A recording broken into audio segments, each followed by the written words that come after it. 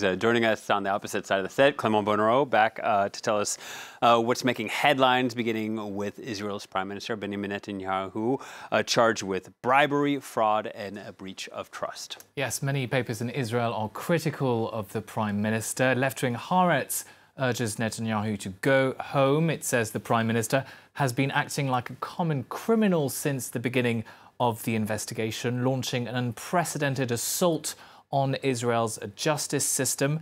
A message echoed by the Jerusalem Post, the conservative daily, writing that while the Prime Minister has every right to fight for his innocence, he should do the right thing and not allow Israel to be dragged through the mud and destroyed from within.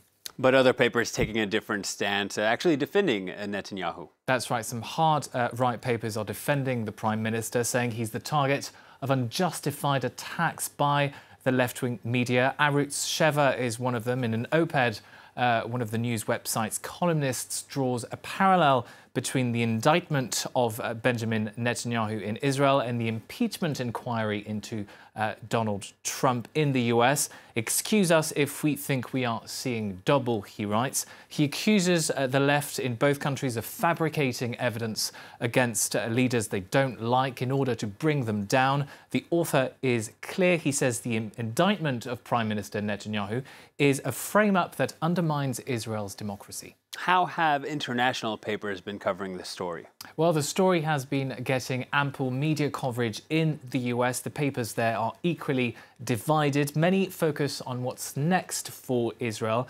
That is, of course, a key question because Israel might be headed to its third election in the span of a year. The Washington Examiner says that Netanyahu's indictment could actually break the political deadlock in Israel. It could benefit Gideon Saar, the second-ranking member of Netanyahu's Likud. He's a popular figure in his party, and the paper says that unlike Netanyahu, he could find the necessary political support to form a government and win back the trust of a weary electorate. Well, let's move on to the UK now, where several papers lead with the launch of Jeremy Corbyn's manifesto ahead of the December 12th election. Yes, The Guardian calls it Labour's most radical manifesto for decades, saying its ambitions match the seriousness of the times. The paper is particularly pleased with Corbyn's green agenda, promising to set up a £250 billion fund to reduce Britain's dependence on fossil fuels, calling it the single most important pledge of his manifesto. It seems not all papers are convinced by Corbyn's manifesto, though. Indeed, the Daily Mail brands the plan a tax robbery. It says that Corbyn's, quote, Marxist manifesto declares war on marriage, inheritance and business.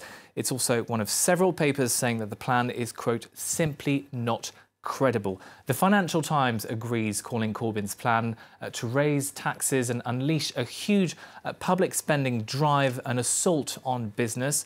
One fund manager tells the paper that the UK investment landscape will be time-warped back to the dark days of the 1970s under the manifesto. The Daily Telegraph, finally, is equally critical. Take a look at their cartoon today.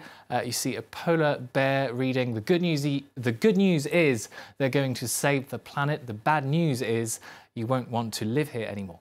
All right, well, let's move on to other news now. NATO Secretary General Jens Stoltenberg responds to French President Emmanuel Macron in today's Le Figaro. This after Macron had called NATO brain dead 2 weeks ago. Yes, Macron's comments have angered allies on both sides of the Atlantic, some accusing the French president of siding with the Russian President Vladimir Putin. In an interview to Le Figaro, Jens Stoltenberg responds to Macron, insisting that NATO is vital for security issues. He says the alliance has successfully protected 1 billion people for the past 5 decades. He also notes that NATO is not a competitor to the European Union. Quite the contrary. He says a common European defence must be a pillar of NATO and not replace it, he says.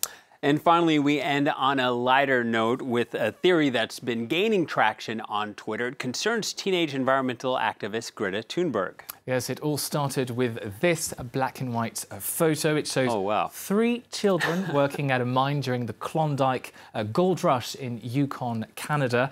In 1898, One of them, as you can see, the girl with the braided hair and the hat, bears an uncanny resemblance to the teenage activist. Coincidence? Twitter thinks not. Some believe it's proof she's a time traveller who's come to save us or haunt us, depending on users.